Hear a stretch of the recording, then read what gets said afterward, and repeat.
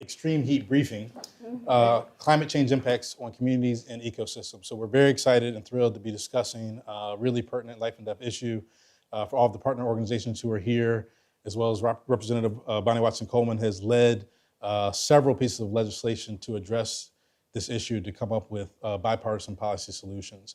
And so I am pleased to hand it over to Jad Daly, President and CEO of American Forests. My name is Joel Pinnell. I'm the Vice President of Urban Forest Policy at American Forests, and I will be moderating our panel discussion today of just excellent speakers who are experts in climate science, community engagement, coalition building, and really coming up with community-led solutions so that we can act on this issue and not just talk about it. And so with that, I'll turn it over to Jad. Thanks so much, Joel. Again, Jad Daly, President and CEO of American Forests, and I want to start by echoing Joel's thanks. Representative Watson-Coleman, thank you so much for co-sponsoring this briefing. Your leadership, we'll speak more about this when we do a formal introduction, but your leadership for equity and justice in our country has been truly exceptional. And we're also very grateful to Representative Gallego as well for helping make this briefing possible. I also want to say thank you to our friends and our partners who are here to help us tell this story and get everyone moving on this critical issue of extreme heat as a health threat, as a health equity threat for our country and what we can do about it. Thank you so much to our friends at Green Latinos, a member of our Tree Equity Alliance. Thank you so much to Groundwork USA. Another member of our Tree Equity Alliance, really helped us start that new partnership of organizations around the country. Thank you so much. Children in Nature Network has been on this issue in different ways for such a long time. And thank you for CHISPA, just one of the exceptional frontline organizations in this country, keeping it real, getting the work done, getting people involved at the neighborhood level. And so next slide, please. I want to frame some things. You're going to hear so much more knowledge dropped by the other panelists. They're going to give all the details, but I want to just frame this out in the right way. Extreme heat is not just about killing people while they sleep in homes without air conditioning. That's real, but it's so much more than that. This is an intersectional health threat. Extreme heat ripples health inequities across our society. It impacts our organ function. It impacts our ability to exercise. It exacerbates air pollution. And so when we think about combating extreme heat, we have to think about all of these different health ripple effects and take it on for the existential threat that it is to people in our cities being exacerbated by climate change. And most importantly, because it hits on the most vulnerable among us. It uniquely, precisely preys on the most vulnerable among us. So we have to build heat resilient cities. And that starts with the structures that we live in. It starts with creating a cleaner and greener air conditioning and having that be more equitably distributed. But if you go to the next slide, please. I want to linger on a part of the equation that's been overlooked, which is nature's air conditioning, the tree. Trees are an incredibly powerful form of cooling in our communities. And guess what? They also purify the air. So this two-way intersectional problem of heat and air pollution and the way that they make each other worse, trees are a two-way solution for both of those health threats in our communities. And here comes the cold water. A map of trees in any city in America is a map of income, and it's a map of race in ways that transcend income. And that means that the most health vulnerable among us are not getting this life-saving health benefit from trees. And if you click the next slide, Joel, we proved it. We created something called Tree Equity Score. And anybody can check this out, treeequityscore.org. It's on the internet. And we made this easy so anyone from individual citizens to the White House can get this information and understand these systemic tree inequities that we have in our communities. Just to put some national numbers on it, the neighborhoods with the highest percentage of low-income people in our country have on average 26% less tree cover and are more than 6 degrees Fahrenheit hotter than the citywide average. The neighborhoods with the highest concentration of people of color, regardless of income, have on average 38% less tree cover and are nearly 13 degrees hotter than the citywide average. So these are life and death differences in our community in terms of heat. That are being triggered by systemic inequities of tree cover. And so this data, I'm zoomed in here to just one city and showing you this kind of neighborhood by neighborhood analysis that we have. And this is from the city of Detroit, showing you actually a particular neighborhood that I visited where the temperature is 18.2 degrees hotter than the citywide average on the hottest days. So think about it, it's 92 in your neighborhood, it's 110 in this neighborhood. These are the kinds of heat inequities that we have across our country and are exacerbating health inequities. And the other data that we have in the tool shows who lives in this neighborhood and shows their health vulnerabilities that are being exacerbated by this heat inequity and the fact that this neighborhood has about a quarter of the tree cover that you should find in a neighborhood like this in Detroit. That's what's at stake here. Next slide, please. So I want to make one other point that often gets lost. This is about saving lives. It's actually also about saving our climate. It's about breaking a feedback loop that is very real. First of all, if we try to AC our way out of this and just use air conditioning ejects waste heat into our cities. So in fact, air conditioning can increase the temperature outside of homes by 1.5 degrees Celsius citywide when it's running full bore. Furthermore, air conditioning is responsible for 4% of greenhouse gas emissions globally, twice as much, more than twice as much as all airline emissions.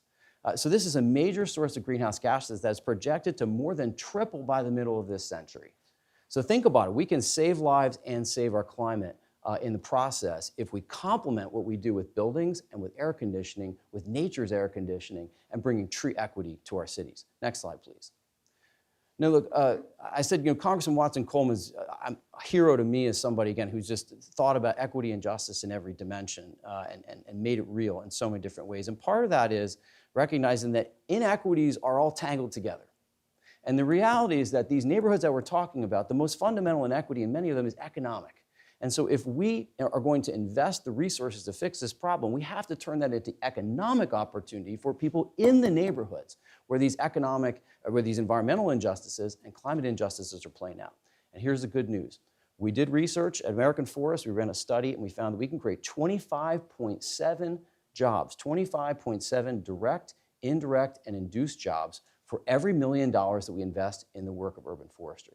And that's why, in parallel to trying to build a tree equity movement in America with amazing partners like all the folks in this room and many others who aren't here, we have committed ourselves to saying we have to create economic uplift in the process. We have to create jobs programs in these neighborhoods. So the folks who are getting those 25.7 jobs are the people who are coming from these places that are most fundamentally economically underserved. And we are making that real, again, in cities like Detroit that I referenced earlier. We have a program to create 300 jobs as a part of a major tree equity investment that the city's making. And I'm proud to say that a high percentage of those jobs are going to formerly incarcerated persons who face huge barriers to employment in the city of Detroit. So we can do this. We can remedy environmental inequities and remedy economic inequities in the same fell swoop.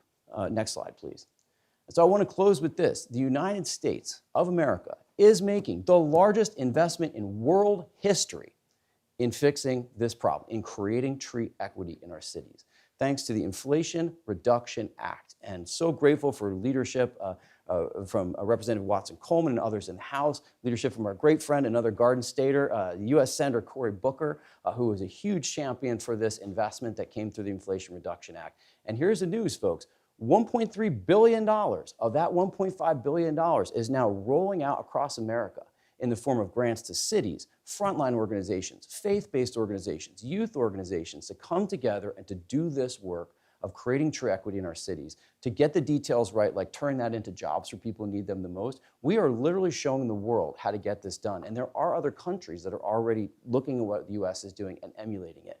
So that's step one, but there's more work to do. We need to sustain this with great legislation like the Congresswoman has sponsored. We need to all come together and make sure that these dollars are being invested, they're getting the right outcomes in our communities. We have a chance to save lives and to change lives and to really set a model for the world. Because at the end of the day, tree equity isn't about trees, it's about people. And if we do this work the right way, we can impact people's lives and impact equity and justice in this country in really profound ways. Wow. Thank you, Jad. And so again, another thanks to our host, Representative Gallego of Arizona, who's unfortunately able to be here for his schedule. But we are joined by Representative Watson Coleman, and Jad is a New Jersey native. I'm going to let you introduce the Congresswoman. Yes, I'm going to get all fired up again because I'm a Mercer County, New Jersey native. I have family ties in Trenton. My mother is a minister in Trenton, and Representative Watson Coleman, I know some of the same people in Trenton, and so it's such an honor to introduce her as a champion from our home region who's made a real impact there as well as here as a national leader in Congress. And Representative Watson Coleman, for those who don't know, is serving her 5th term. United States House of Representatives, a continuation of a career in public service, advocating for the needs of New Jersey families and equitable treatment of all people. And this comes out, if you don't know the history, a historic run of success as a leader within the New Jersey legislature, including serving as majority leader. She's a member of the Appropriations Committee. She's the chair of the Policing, Constitution, and Equality Task Force in the Congressional Progressive Caucus. And just, if you read her bio and you just see all the ways she has spoken up for the people who need us the most, gender equality for formerly incarcerated persons and economic opportunities for those persons and justice for those persons. It's just an incredible record of accomplishment of being there for all of us. And I just want to say it's so thrilling that she has made part of her equity and justice leadership this issue of heat equity, of giving us all equal protection against this existential health threat that you're going to hear so much more about from our expert speakers. And she's become a huge leader with a legislation like the SHADE Act, thinking about all the different aspects of public housing and different ways in which we need to throw shade in our communities, the good kind, and make health equity real in our communities. So, she knows that lives are at stake. She's been on this 1,000%. She knows that lives are at stake. She's acting like it. She's showing it with her actions. And so thank you again, Representative Watson-Coleman, for partnering with Congressman Gallego to make this briefing possible. And we just can't wait to hear your remarks. Well, thank you so much for that introduction, and thank you for that education. That's a really good thing. And I think we can all stand to have some more education. These are issues that are very important for us to advocate for. And so in order to be able to advocate for them, we need voices to be heard. And those voices will come from what you all talk about today, what is captured on whatever video you share, and with people across the country who may not even think about these things. As I was telling Jad, there are people that live in these communities that need our attention so much, but they're busy surviving. They don't even know that they can go to a resource and find out what's happening in their communities, what's the temperature going to be, what should they be doing in order to keep themselves safe. And so we as legislators and as advocators have responsibility to this generation, to the next generation, and to our planet. So I wanted to just, first of all, thank you all, the American Forests, for the work that you've been doing for 150 years. I think it's just marvelous to be able to work with people who are doing God's work. And also, my understanding is that 2023 was one of the hottest years in 174 years that NOAA has collected that information. That's very scary. We don't know what we're going to expect this year because, with things happening with our climate, one day it's up and one day it's down. But when it's up, and it's really been bad. I've been down here with 90 degrees, and I know what it is to have the sun hit me as it's reflecting off of the concrete. According to the Department of Health and Human Services, over 2,300 people died last year from just being exposed to heat-related issues. We think that that's an undercount. In fact, we think that it is closer to tens of thousands, and that those deaths could have been avoided had we done the right things in our neighborhood.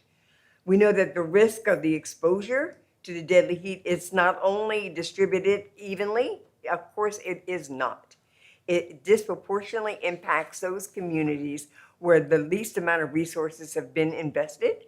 Those are the same communities we find are poorest, our brownest, our blackest, and our most marginalized. And so it is vitally important that we stand up for those who don't think that they have a loud enough voice without our help.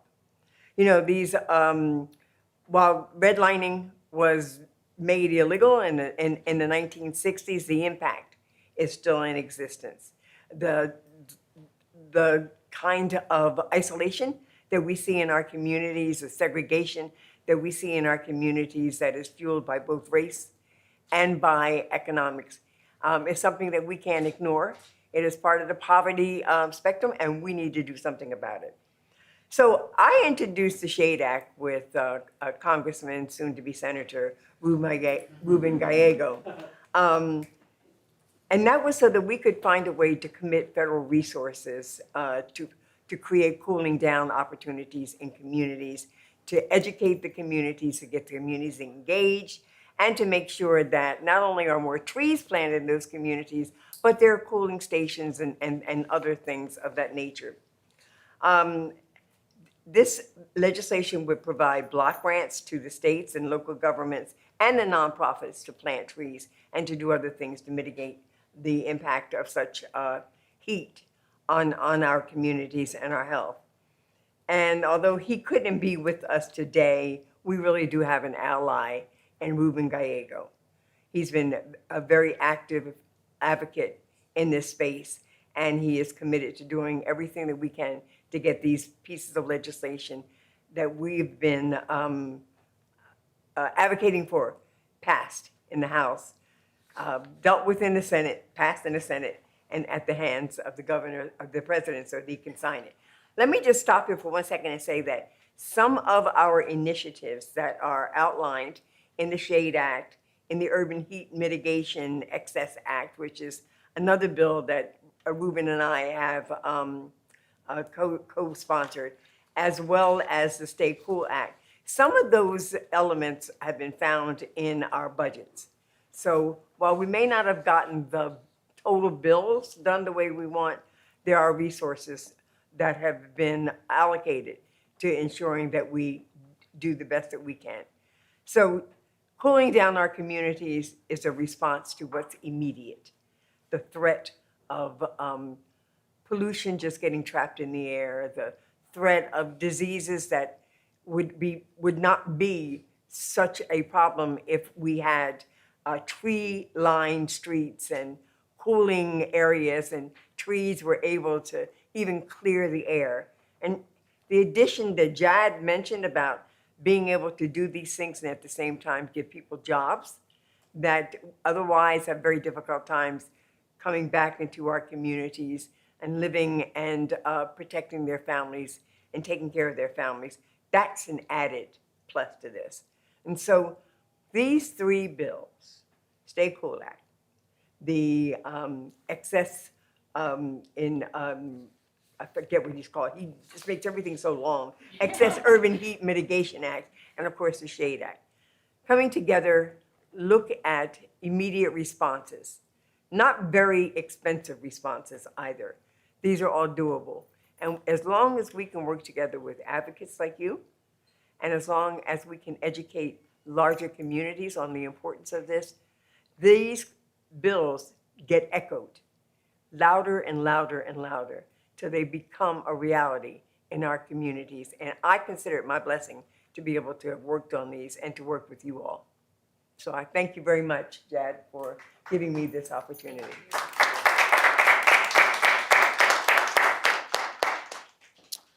Thank you for those remarks, Representative Watson-Coleman. I know that the Congresswoman has things to do in terms of running the country, and so we will let you get back to your schedule, and we're going to get into our four panelists here who, again, we are just so honored to have with us. I will just mention, too, as the Congresswoman leaves, that this is an issue that many people think affects traditionally hot places like Phoenix in the Southwest or Miami, but this affects the entire country, from the Mid-Atlantic and Central New Jersey to the Pacific Northwest to the upper Midwest. These are issues that are facing all Americans in purple, blue, red districts, and we need solutions now. And that's what our panel is going to talk about, some of the solutions that they are helping to lead in the nonprofit public health and community coalition building space. And so our first presenter is Dr. Jeremy Hoffman. Jeremy is the Director of Climate Justice and Impact at Groundwork USA. He's an affiliate faculty at the L. Douglas Wilder School of Governmental and Public Affairs at Virginia Commonwealth University in my hometown of Richmond, Virginia, as well as in the Department of Geography and Environment and Sustainability at the University, Crosstown University of Richmond. Jeremy is an award-winning environmental educator, nationally recognized climate scientist and communicator. He's the lead author of the Southeast chapter of the 5th National Climate Assessment. And so Jeremy is, again, just recognized as a leading expert on connecting people with our changing planet through community programs, interdisciplinary research, and creative communication. So I would encourage you to check out his TED Talk from 2018, I believe. He's got many videos out there, but throwing shade at climate change is just a good use of your time. So with that, I will turn it over to Dr. Hoffman. Thank you so much, and thank you to the Congresswoman for her comments, and thanks. I'm honored to be sharing the panel with my co-panelists. I'm going to start my conversation today around kind of climate change broadly, and then bring us down to the hyper-local level where Groundwork USA does a lot of our work. So I titled my talk "Hotter, Wetter, Sneezier, and Wheezier." I think you'll see why by the end of my comments. But next slide, please, Joel. So we know climate change is brought on by humans accelerating and intensifying our planet's natural heat-trapping gas effect by putting an unnatural amount of heat-trapping gases into the air at a very alarming and rapid rate. And the latest IPCC climate report doesn't pull a scientific punch when it says that in the summary for policymakers that it is unequivocal that human influence has warmed the atmosphere, ocean, and land. Currently, global climate policy puts us on a track for somewhere between 2 to 3 degrees Celsius, or about 3.5 to 5.5 degrees Fahrenheit of total climate warming by 2100. Now, there is still time, and in my opinion, quite a lot of hope, to further limit the amount of total global warming we experience. But that is almost entirely tied and controlled by how quickly we reduce our heat-trapping gas emissions to net zero. Next slide, please, Joel. I was really fortunate to be the lead author of the Southeast chapter of the 5th National Climate Assessment, and in many ways, the report's conclusions mirror the title of my presentation: Hotter, Wetter, Sneezier, and Wheezier. These are some of the climate impacts that we're experiencing now, and we expect to continue to intensify depending on how much total global warming we allow. Most relevant to our discussion today is that under our current policy scenario, a person born this decade, like my niece Riley, could experience 4 times as many extreme heat events than a person entering retirement this decade experienced during their lifetime. Meanwhile, next slide, cities are growing. Cities are growing, especially across the South and the West. However, because of in some ways, restrictive housing policy that limits the amount of housing that we can build to accommodate these new residents, we are forced to have most of our growth on the ex-urban fringe in a sprawling automobile-centric design that tends to actually increase household heat-trapping gas emissions per capita. Sprawling cities also changed natural landscapes into unnatural human landscapes. Next slide.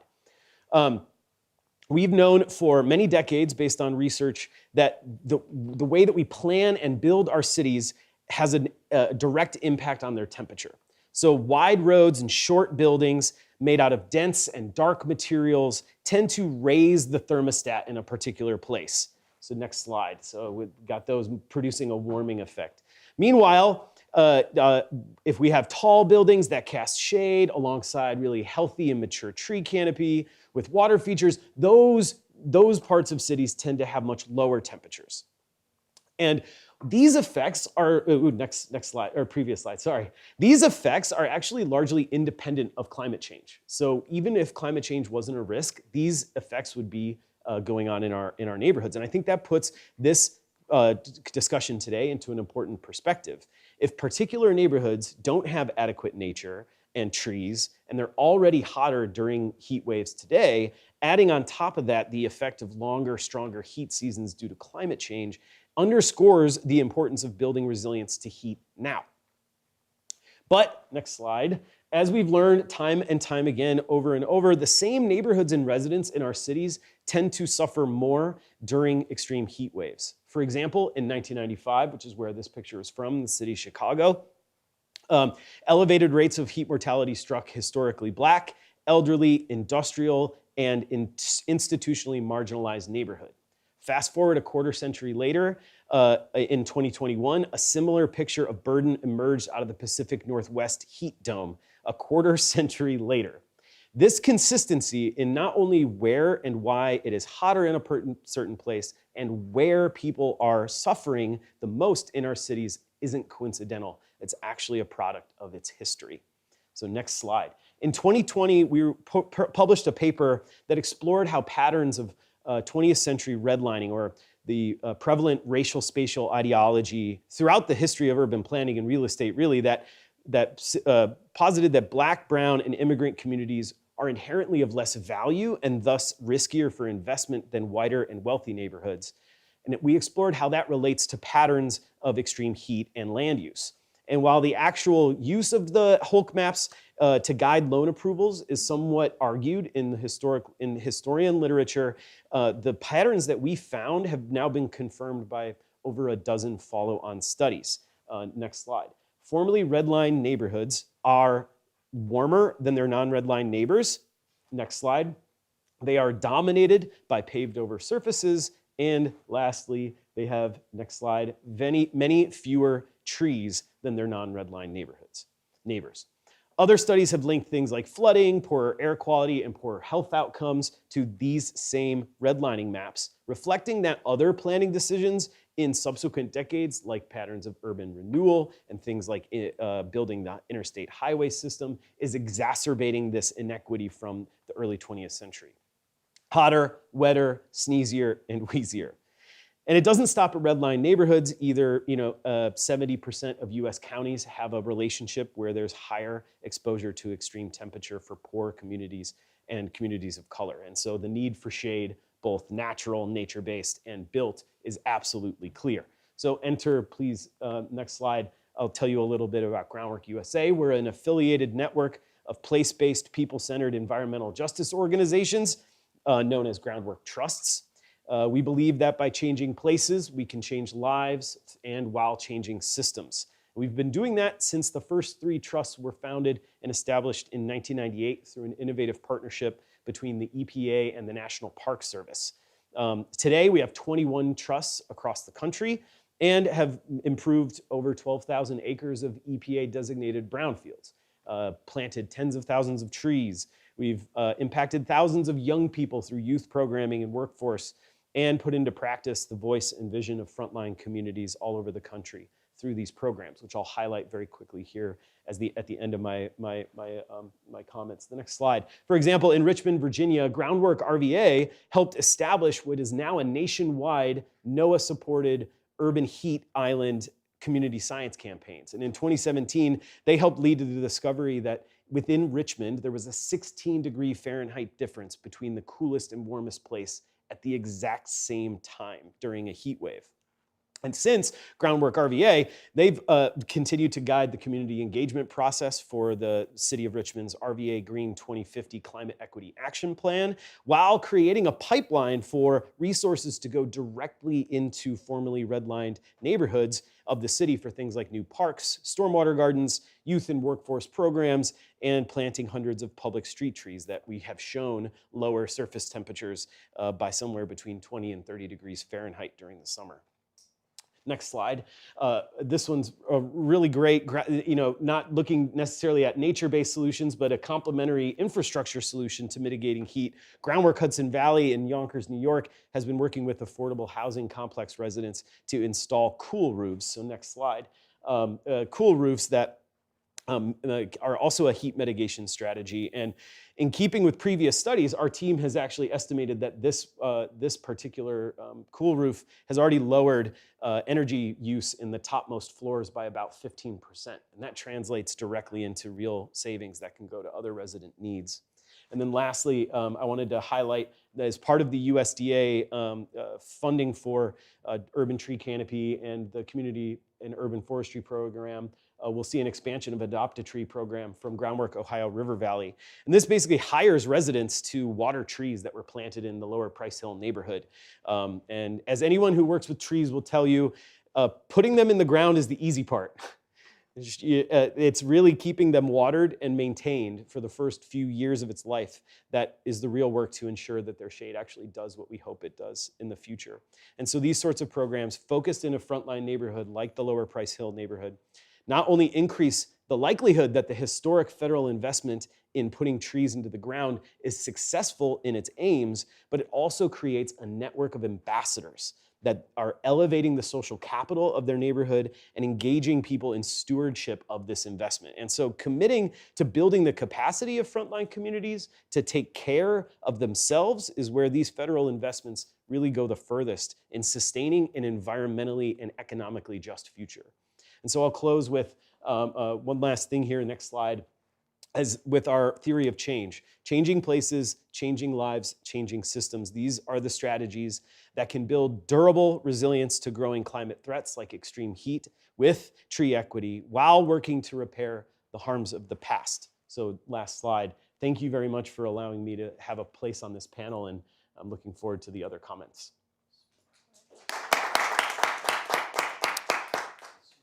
Thank you, Jeremy. And time permitting, we will hopefully have a time for at least a question for each of the panelists after all of the presentations.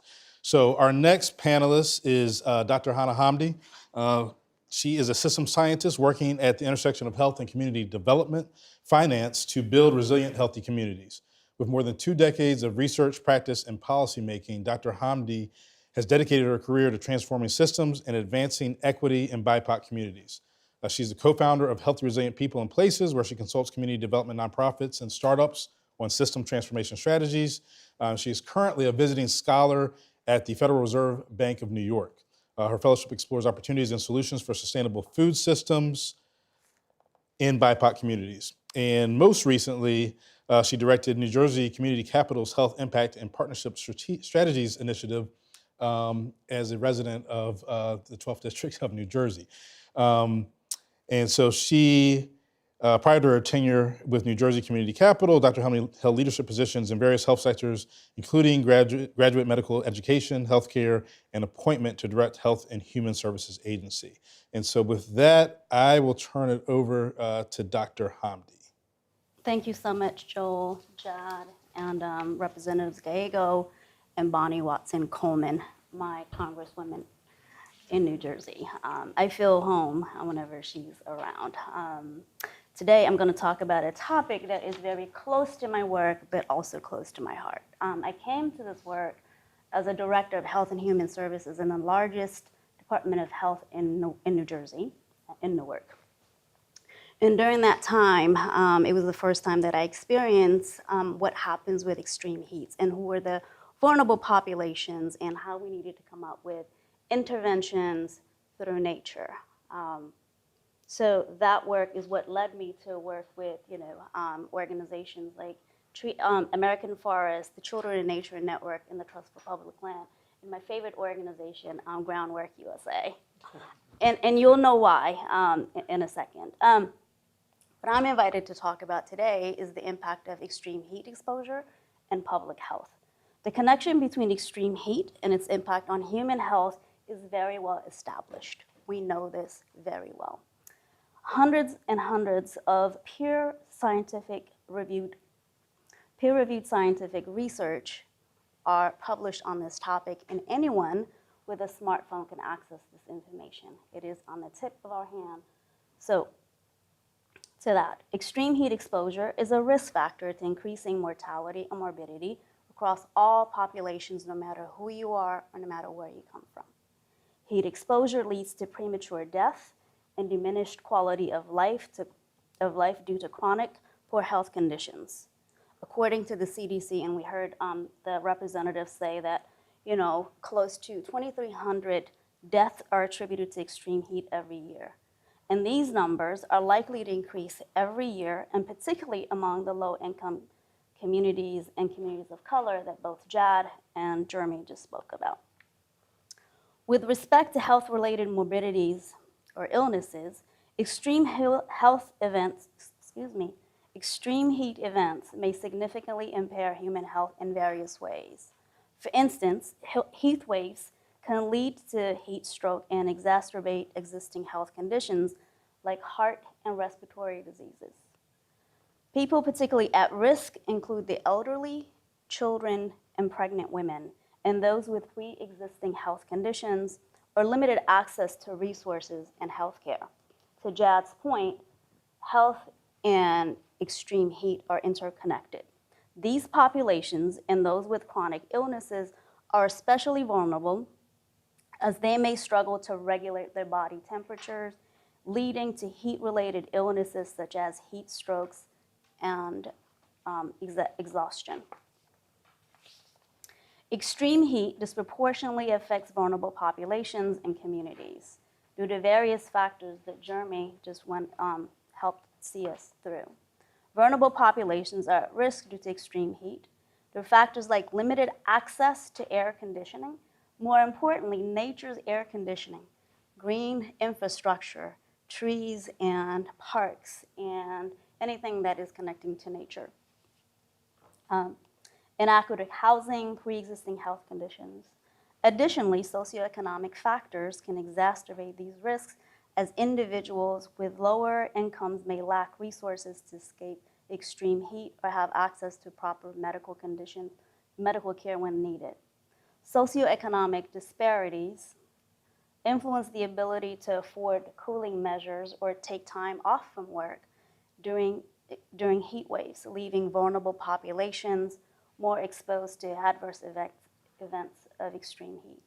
Furthermore, and we heard this quite extensively with Jeremy, thank you for that, cities where many vulnerable communities reside, vulnerable people reside, often experience higher temperatures due to urban heat island effect. This phenomenon is exacerbated by prevalence of heat-absorbing materials like asphalt and concrete in urban areas, leading to even hotter conditions for vulnerable populations. You know what we also know about heat exposure? That it is completely preventable, right?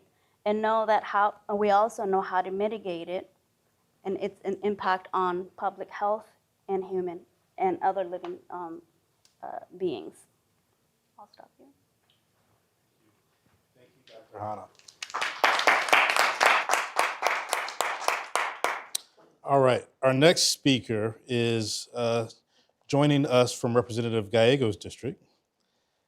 And I'm trying to bring up the right slide here. So Masavi Perea. Masavi is originally from Chihuahua, Mexico. He immigrated to the United States in the mid-1990s.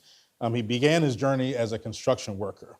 He settled in the Phoenix area, getting involved in the immigrant movement in the late 90s.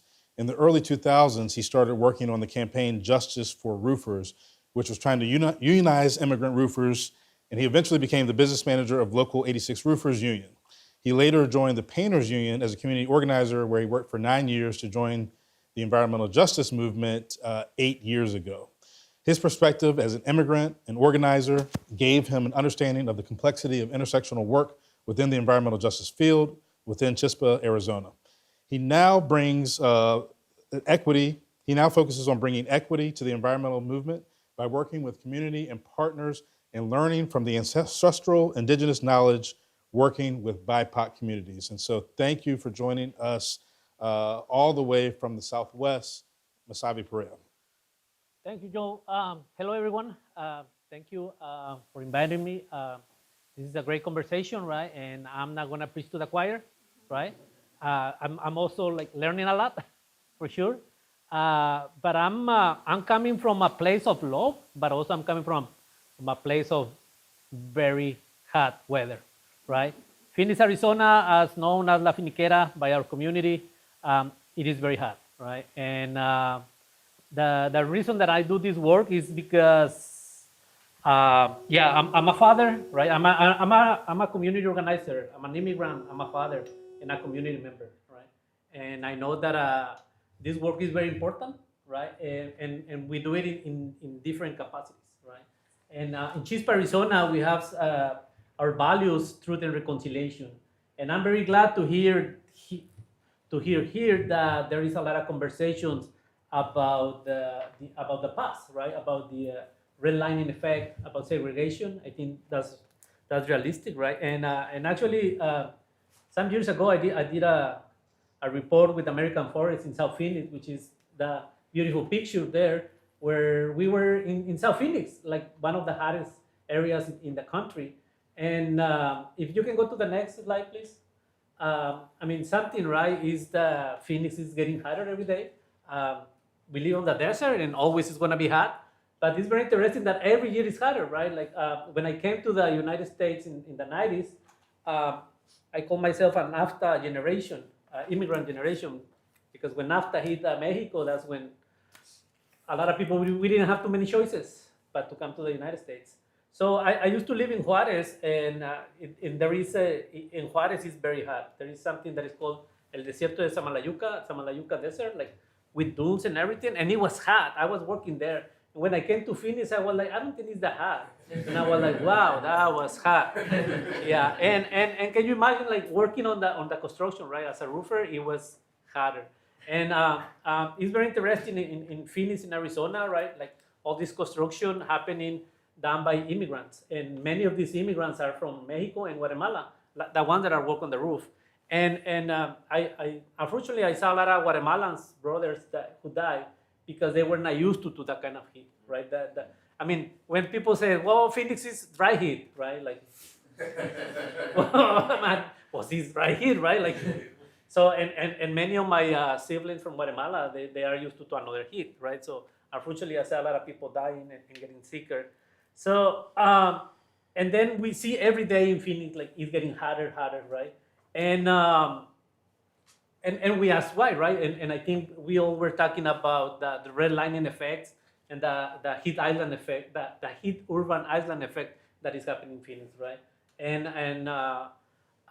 But something that is very scary in Phoenix is that not only is hot during the day, but it's getting hotter during the night.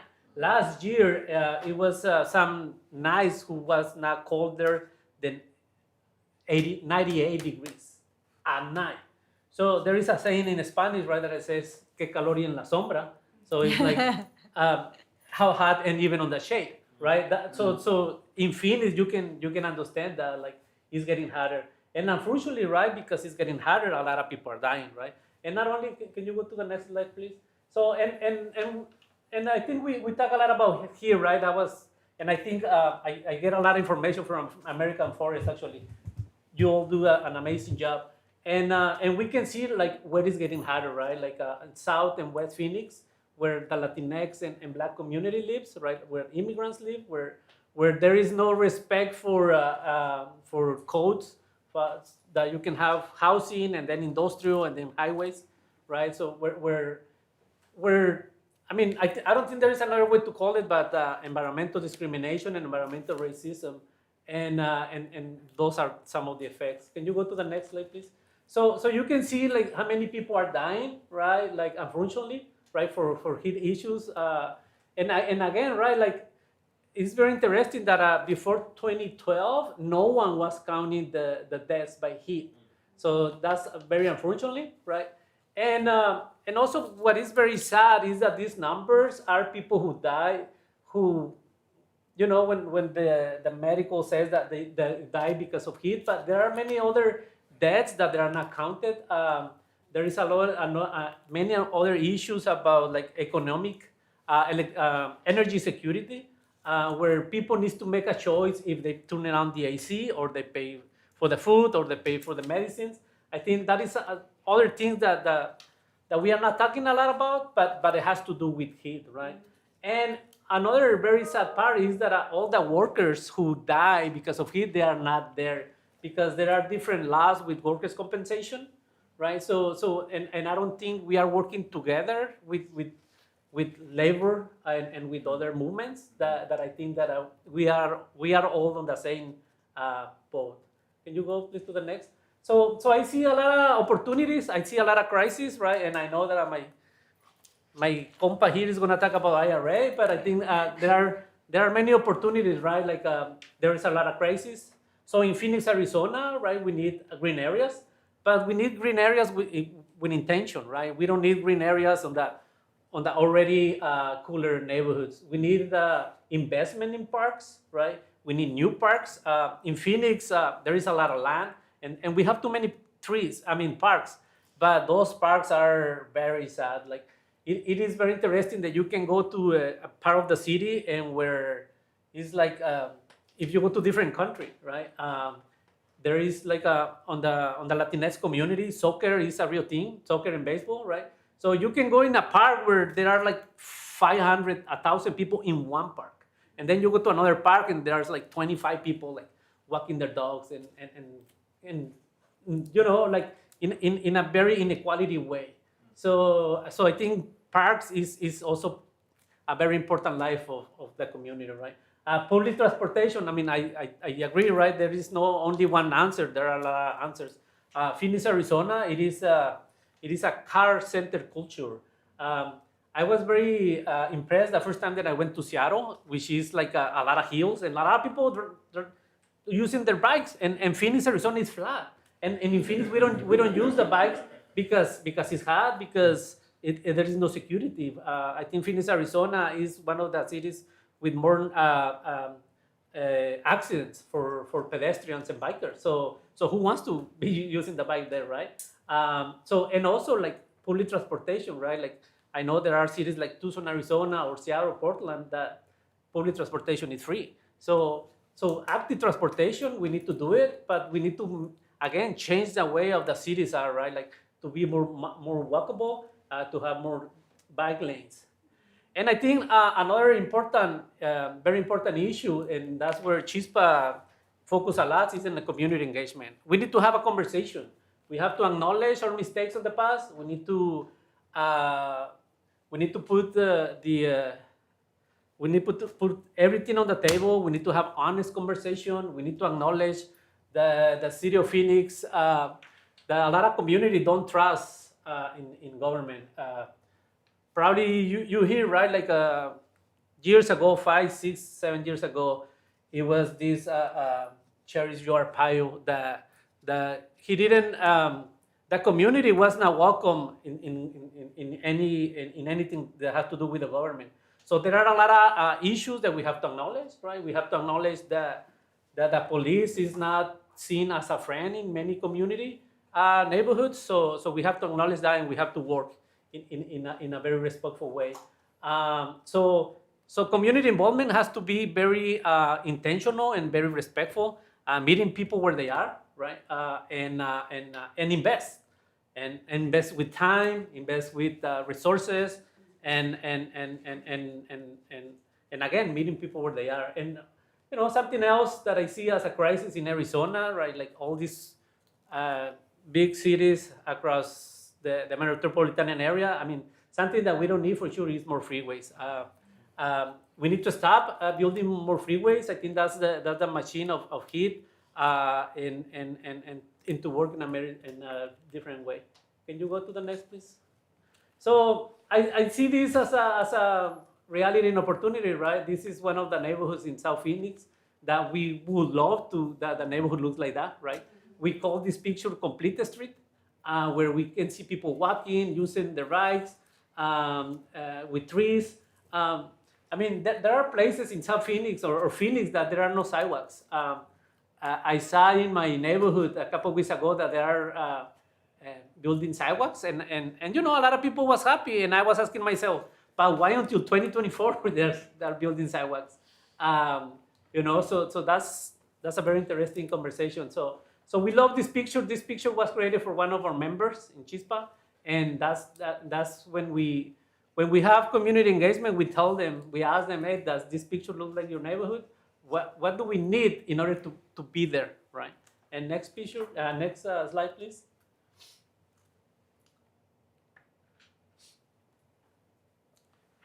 Okay, so we want climate justice. I think again, right, there is an opportunity, and we need to have complete streets. We have to have better green spaces.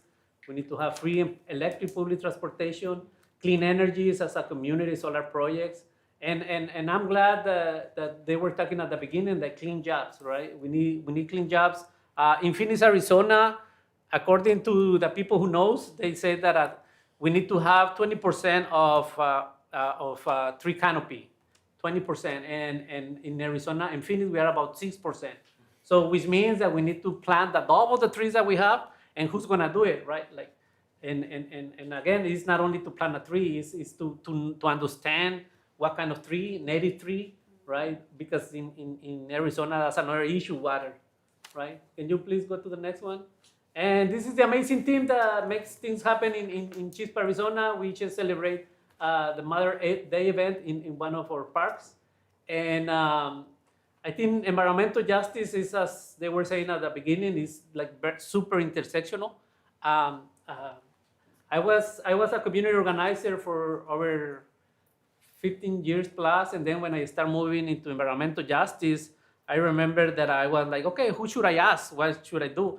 And someone told me there are two communities who have been on the front for environmental justice: the Black community and the indigenous community. And that's where I also like approach them and in a very respectful way. And when I remember when I started working with the Apache community, I told them, right, that I want to work in environmental justice. And then they asked me, are you ready to learn? Yeah, sure, I'm ready to learn. What I need to do? And they told me, you need to unlearn what you think that you know. Okay. So in order to work with equity, that's sometimes that what we need to do, right? Like we need to unlearn because something that we were doing in the past is not working. So I think environmental justice needs a lot of help, and I'm very glad to be here with continue learning in this journey. Thank you for the invitation. Thank you, Masavi. We are certainly glad to have you here, and I need to come to Phoenix and get one of those T-shirts. So I'll plant a tree.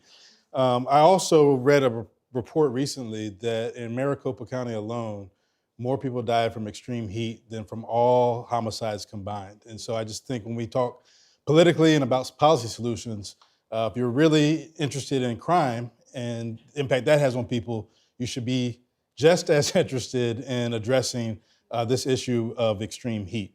So with that, I am bringing up the right slide here. Thank you for bearing with me on the slides.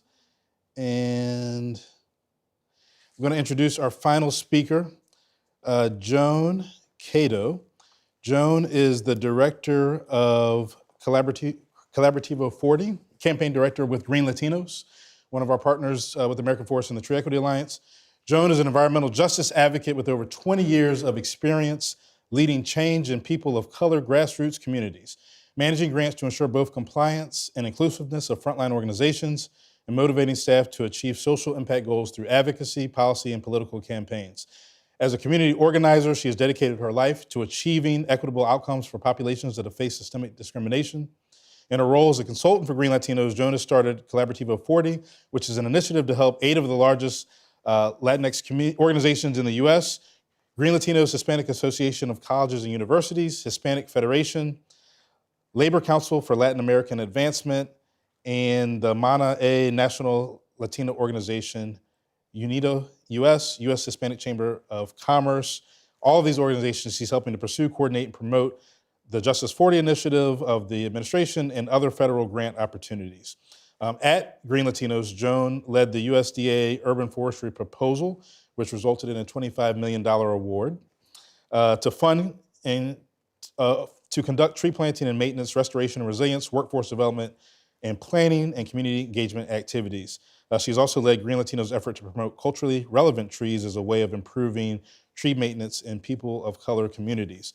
Joan is also a former House staffer, so welcome home, Joan, and I'll turn it over to you.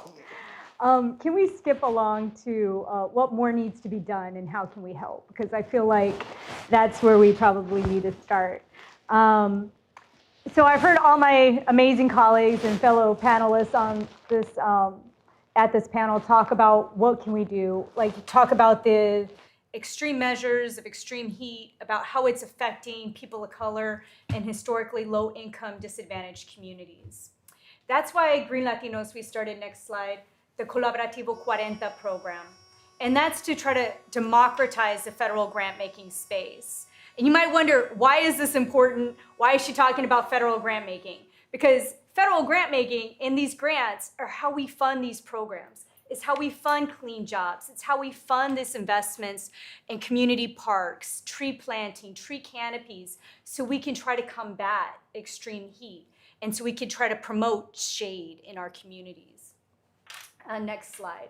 And so these are the groups that we're working with. We're working with some of the largest Latino organizations in the United States, like Joel just mentioned. Next slide. And the thing to remember is that a lot of these people of color, low income, historically underserved communities, when you're talking about CBOs, are just unprepared for these funds. You might say, okay, we put in $368 billion into the IRA, into the bipartisan infrastructure bill. But the numbers just show we need help, right? We need help around grant writing. We need help around project management.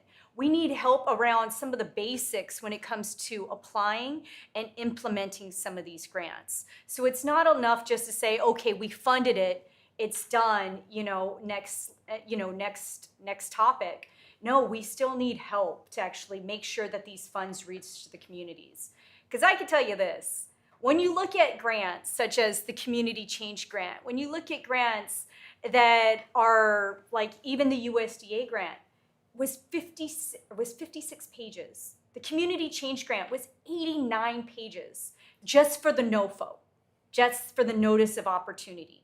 That means to just even apply, to read through the application, to see if you're eligible, you have to read through 90 pages. I mean, you all are congressional staffers. I used to be a congressional staffer. Are y'all gonna read through 90-something pages just to see if you're eligible to apply for a grant? The answer is no. Right? So next slide. Let's talk about what's good about Justice 40, the IRA, and the bipartisan infrastructure bill, right? There's a lot of funding out there, right? A lot of opportunity. We focus on the historically low-income disadvantaged communities, super important. We focus on investment solutions in climate change, greenhouse gas reduction, all those kind of important things that can kind of help find solutions for workforce development issues in the community, greenhouse gas jobs, clean jobs for the community. And the applications are open to everyone, right? But next slide, let's talk about what maybe could be improved. How can we make this process just a little bit easier, right? I mentioned number one, the applications themselves are like 100 pages. Like, we can cut that down, right? We could be a little bit more concise. I see you all, when you give those remarks to your members of Congress, you don't give that member of Congress 100 pages. So why would you give a CBO 100 pages to read, right? Number two, so when we finally get through the 100 pages that we've read through, we skim to the back, we find the awards matrix, right? The scoring matrix. And that's how we can decide if we can even score 100 points to get selected to get the grant. But unfortunately, in one of those rubrics one of the qualifications sometimes is previous experience. We all know that people of color, historically disadvantaged communities, these CBOs that are frontline fighting the hard work, oftentimes don't have the experience applying for grants. So we don't have the previous experience. So if 20 to 10 points of the grant to begin with are just based off of previous experiences, you're cutting this out of the equation to begin with. So you can help cut those previous experience qualifications out of the NOFOs for us. We also need to stop, number three, is stop the municipality preferences. As my colleagues have detailed, there has been a long history of redlining in our communities. Redlining means that these municipalities are the reasons why we are historically disadvantaged. So why do you continue to give preference to states and to municipalities that are the reasons why we are historically disadvantaged? Please give the money to CBOs and prioritize community-based organizations like American Forests, like Green Latinos, like Chispa, like Groundworks that have experience working with the community. We know the community's needs. We are there with them on a daily basis, and we don't have the history of discriminating against them. We know how to speak their lengua. We know how to speak their language. We know how to communicate with them. We know how to reach them. So entrust us to actually do that work and prioritize us when it comes to funding, not municipalities. Also, make sure to have an environmental justice perspective. So a lot of these grant proposals nowadays are requiring a community development plan, a community engagement, a commitment to actually talk about how they're going to engage with the community. That's great. But just because you got a brown face, just because you got a black face, doesn't mean that you have the environmental justice perspective. So we got to keep that in mind and make sure that that kind of representation is at the table when we're talking about who should be part of these community development plans and who should be at the table to decide how the funding is actually being used. So next slide. So I think this is number 4, be transparent, right?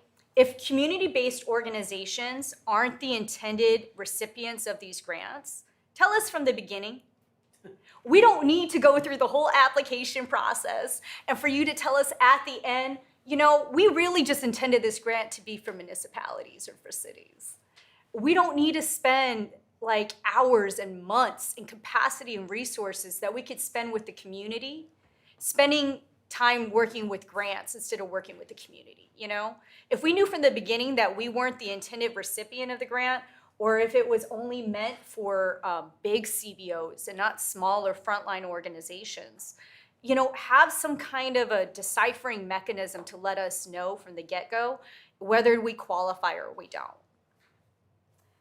Number 5 is make more grants for community organizations and nonprofits. So the only grant that I know out there right now that is really intended for CBOs at the moment is the Community Change Grant. All the other ones prioritize municipalities when you're talking about stuff from the EPA, when you're talking about stuff from the Department of Commerce. Even though we know this history, it's still like there's still only a very few grants out there, like the Change Makers Grant, that prioritize small community-based frontline organizations that do the frontline work like Chispa, like Green Latinos, like all of us are doing here at this table. And then finally, create oversight and collection data. Because I would guarantee you, even though there's the Justice 40 initiative that says that 40% of our federal grants should be going to historically disadvantaged people of color communities, the data is probably going to show you at the end of the day, the money isn't reaching our communities. The benefits aren't reaching our community. So we need you to have some kind of oversight over those funds to make sure that they actually reach us, because we're the intended recipients, our communities are.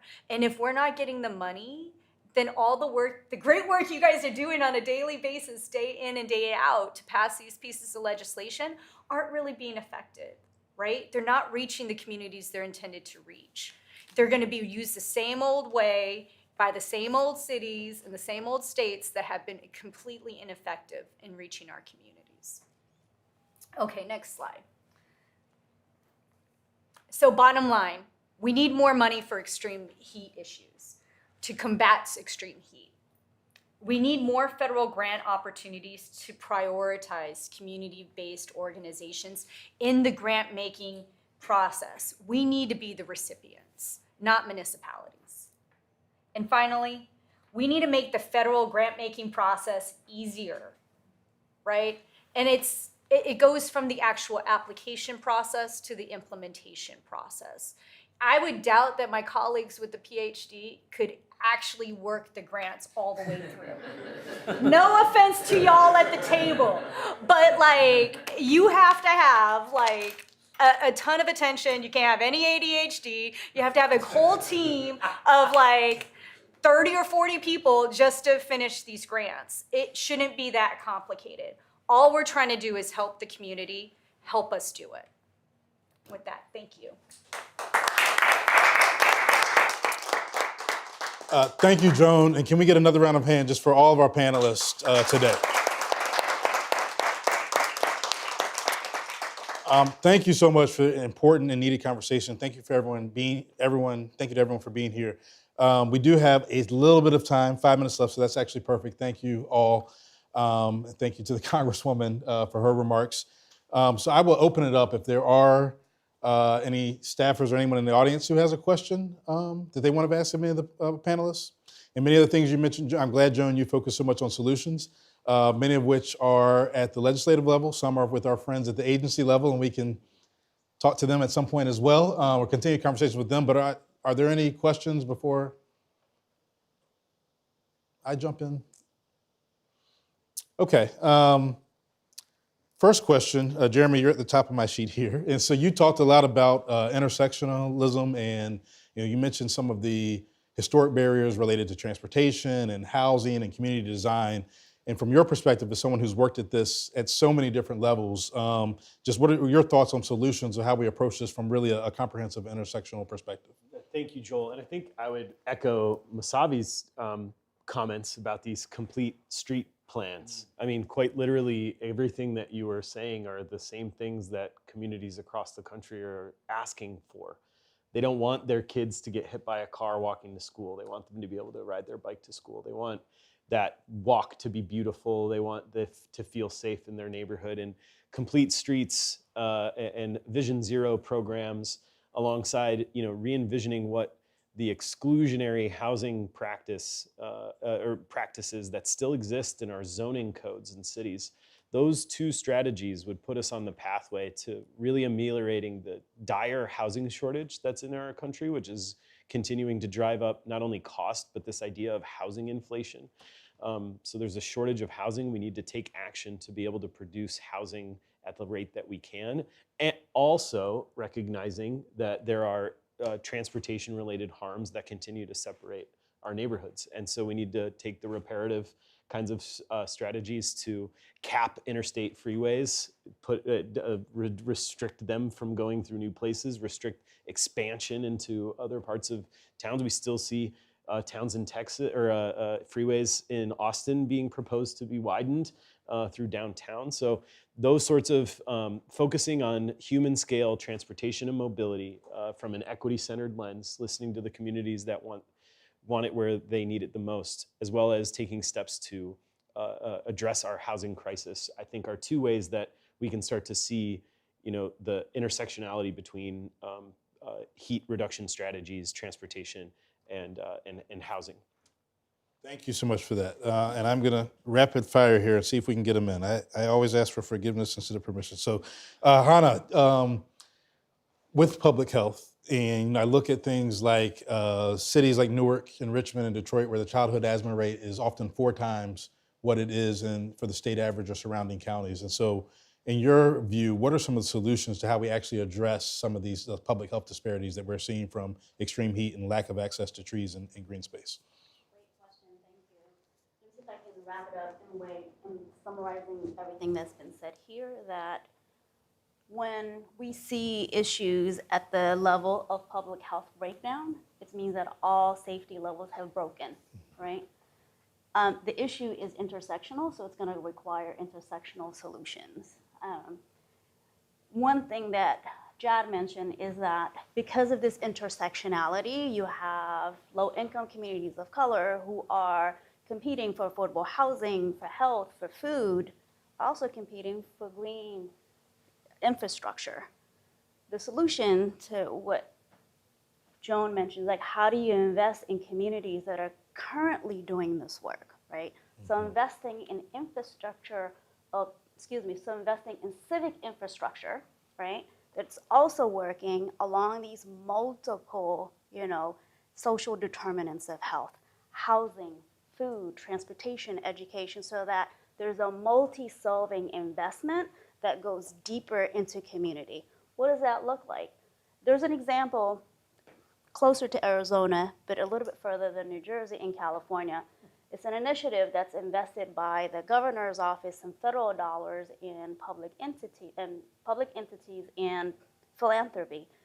California Accountable Communities for Health is an investment that prioritizes these community-led upstream solving for health. 37 networks of accountable community health organizations, hundreds and hundreds of communities are coming together to address all these issues, including embedding green infrastructure to address violence, to address social cohesion, to address asthma and housing. But it takes, a very astute staffers and representatives to see that this investment goes a long way. It goes deeper and is far more transformative when it goes into the hands of communities who are already doing the work and are familiar with the issues because they are closest to the problem. Thank you. Thank you. And Masabi, just given your vast experience working directly in communities, and knowing that some of the work that you did with the Arizona Sustainability Alliance, you mentioned trust as a factor in working in these communities, law enforcement and others. Can you give just your perspective on how you build the trust and actually take the time to intentionally involve those most impacted by extreme heat and other events in the actual planning and in the actual work? Yes, absolutely. I think, as I was saying, parks are very essential part of our community, right? So when the city wants to work in a park and they have their own ideas, like how the park is gonna be. I mean, that park it looks nice for 2-3 years, but there is no engagement on the community. And otherwise, when you invite to the community to be part of the conversation, then the park is gonna belong to the community. That park is gonna be protected by the community. That park is gonna be a pride of the community.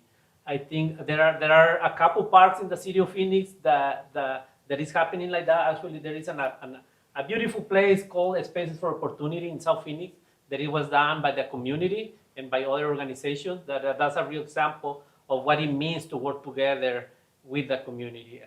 Community is willing to work. We are like eager to work with whoever wants to work, but we need to be respected. Thank you.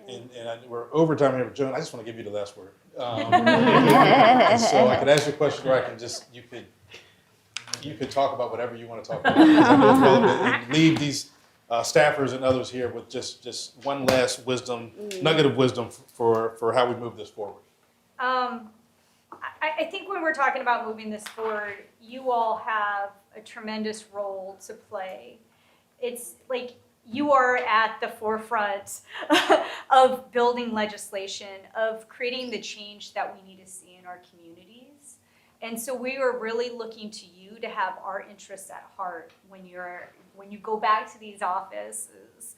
I know you guys work long hours and long days, but your work really doesn't mean a lot to us. It means a lot to all of our organizations. It means a lot to the community members. It means a lot to the people who are working as roofers, who are battling extreme heat, to the migrant farmer who's out there working long hours, who can't take a break for water, right? We need you guys to actually start figuring out how the frontline communities can better serve and better help combat extreme heat.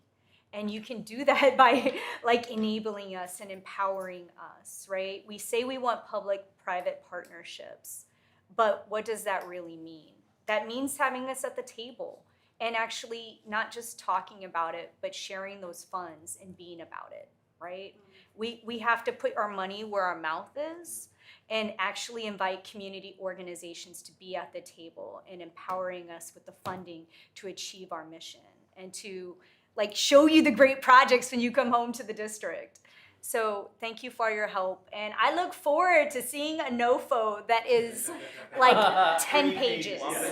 10 pages. I will settle for 10, even versus 3. Like it doesn't need to be 3. I'll settle for 10.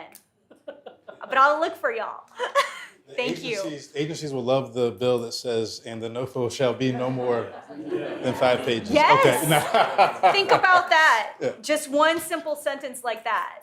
Or saying how big of a CBO can apply, right? Like giving us an idea before we spend hours of resources on a grant and then find out it was never intended for us in the beginning. It's like a summary sheet. Yeah, just like, is this intended for me? Yes, no. Right? Easy. Thank you so much again to the panelists. Thank you to Representative Gallego and Representative Watson Coleman for hosting us. And with that, we are done. Thank you.